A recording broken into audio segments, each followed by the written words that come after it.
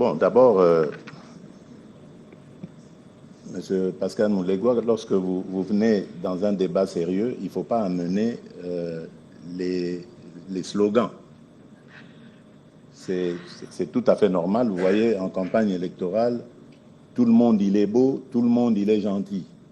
C'est un peu ce qui se passe aussi. Mes partisans, c'est tout à fait normal qu'ils vantent et qu'ils amènent leurs arguments avec des slogans. Ne prenons pas ça en compte.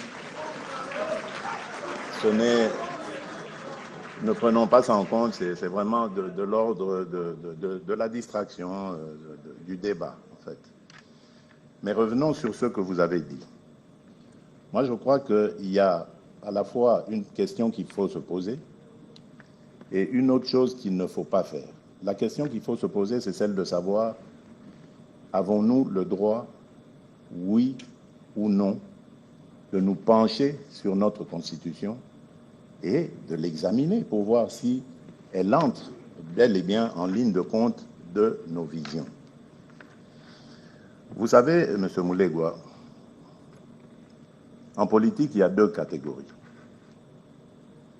Il y a les hommes politiques, femmes politiques, et les hommes d'État, femmes d'État. Connaissez-vous la différence entre les deux? L'homme politique pense aux prochaines élections, l'homme d'État pense aux prochaines générations.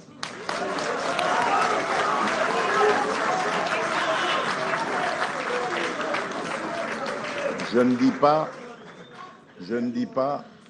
je vous laisse définir dans quelle catégorie je suis. Mais ce que je veux vous dire simplement, c'est que la responsabilité que les Congolais m'ont confiée n'est pas de m'arrêter à ce que je vais faire pendant le mandat.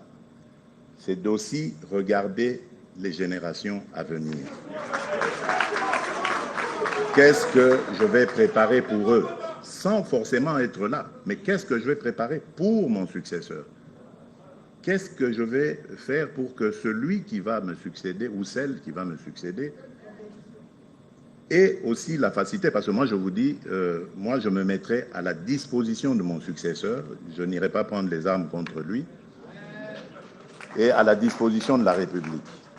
Je vais m'effacer pour lui faire vraiment toute l'honneur, tout l'honneur qui lui revient, mais je serai là dans l'ombre, prêt à servir dès qu'il ou elle a besoin de moi. Et donc, je pense que c'est dans cette optique qu'il faut regarder les choses. Qu'est-ce qui est bien pour nous dans cette Constitution? Faut-il la garder ou pas? Qu'est-ce qui nous interdit de nous pencher dessus et regarder cela? C'est ça. Alors la chose qu'il ne faut pas faire, c'est de lier cet exercice à un troisième mandat. Je n'ai pas sollicité de troisième mandat, mais je vous le dis, si le peuple veut que j'ai un troisième mandat, j'accepterai.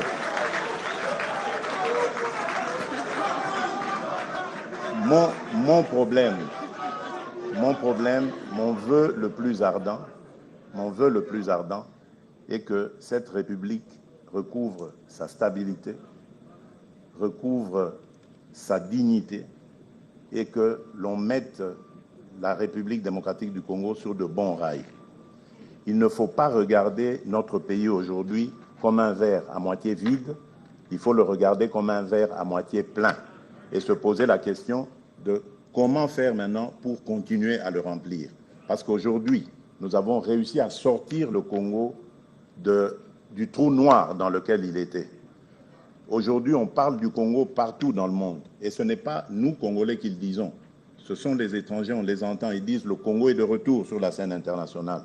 Et d'ailleurs, notre participation, par exemple, au Conseil de sécurité, et tout ça démontre que nous jouons aujourd'hui un rôle actif. Nous sommes dans beaucoup de forats. On m'a reproché cela en disant que je voyage, mais vous voyez que ce n'était pas des voyages de villégiature, c'était plutôt des voyages nécessaires. Et moi, je ne demande qu'à rester dans mon pays et à vivre heureux auprès des miens. Donc, oui, moi, je suis pour l'analyse, prendre des experts qui vont étudier cette Constitution parce qu'il y a beaucoup de difficultés à cela. Et cela ne doit pas être lié à un troisième mandat quelconque. Je serais heureux de terminer mes 2 mandats en laissant ce pays sur de bons rails, surtout en lui léguant la paix. Mais si les Congolais me demandent de revenir au front, je suis à leur disposition tant que Dieu me donnera l'énergie nécessaire. Donc vous comprenez que pour moi, si changement, révision ou tout ce qu'il y a doit se faire, ce ne sera jamais sans consulter la population, le peuple congolais, c'est-à-dire par référendum. Merci, Excellence, Monsieur le Président. On continue des questions.